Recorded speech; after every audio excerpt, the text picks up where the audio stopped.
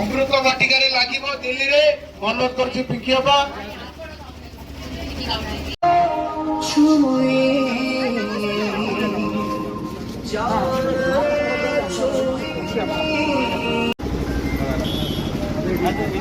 आज आम गोपालपुर गुरुवारी साइड अच्छु मो देश मो माटी संग्रह करुँ आउ देशर जो प्रधानमंत्री अच्छा नरेंद्र मोदी जी जे आह्वान कर 75तम आम जो अमृत काल चली से अमृत वाटिका तैयारी हम दिल्ली में से ये माटी जीव सब खुशी कथा जे एक भारत श्रेष्ठ भारत आम जो कथा कहूँ आज से कथार आम समस्त भागीदारी रोचे आउ जो कार्यक्रम केवल भारतीय जनता पार्टी भितर सीमित नुहे एथिरे जाति वर्ण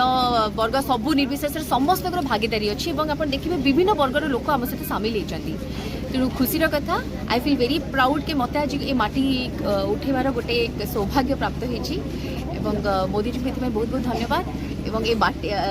माने ये कार्यक्रम आरंभ है तेणु जाति प्रेम देश प्रेम यहाँ देखा कथा लोक मान भर केते अच्छी जो माटी दौरान से जो फिलिंग्सटा से बखाणुंट भी तेणु बहुत खुशी लगुच। भारतर यशस्वी प्रधानमंत्री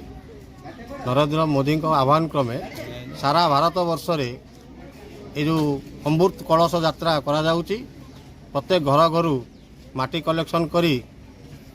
भारतर राजधानी दिल्ली ठारे गोटे अमृत वाटिका तैयारी हम जोटा कि आपणकर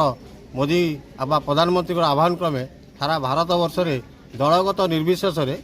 सबू जगार ये प्रोग्राम करा जाउची। आज ये पालन करा जाउची अमृत वाटिका निर्माण हम दिल्ली ठारे अमृत काल चली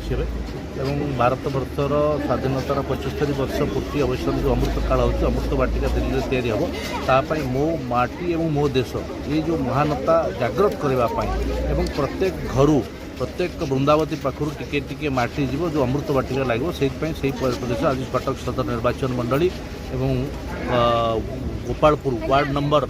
57 गुरुवारी साई आरंभ कराई आज आम विभिन्न गाँव बुलिक प्रत्येक घर माटी संग्रह करके अमृत वाटिका माटी पठाई समस्त जातीय पताका धरिकी दलीय पताका ना जातीय पताका धरिकी समस्त आज माँ भौणी मैंने समस्त आज उत्साहित जातीय प्रेम।